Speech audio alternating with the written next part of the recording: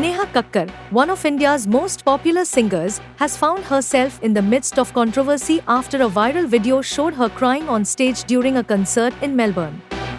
The singer was booed by the audience after she performed hours later than scheduled. The incident took place at Neha's Melbourne concert, where she was delayed by almost 3 hours.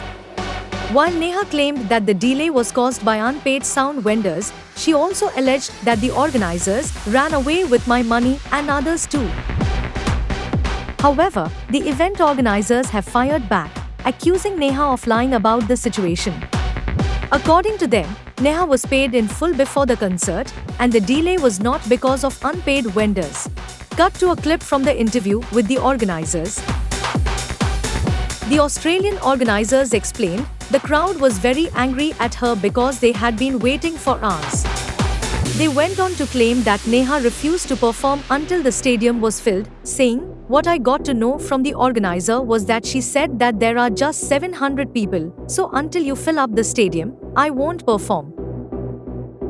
The organizers dismissed Neha's claims about no sound check and no vendors, saying, "There were opening acts there and everyone performed and all the setup was done. I don't think what she was saying is true." As for Neha's allegation that there was no hotel booked for her, the organizers hit back, saying, "Where was she staying if there was no hotel? She was traveling in a G-Wagon." The organizers also clarified that all artists are usually paid in advance, saying, "Even before the artist flies to Australia, they are fully paid. 100%, she was paid in advance. This is something very basic in Australia."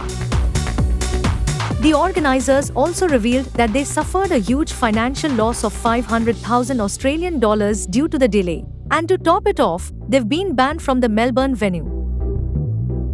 As of now, Neha Kakkar has not yet responded to these fresh allegations from the organizers. What do you think of this situation? Do you believe the organizers or Neha's side of the story? Let us know in the comments below.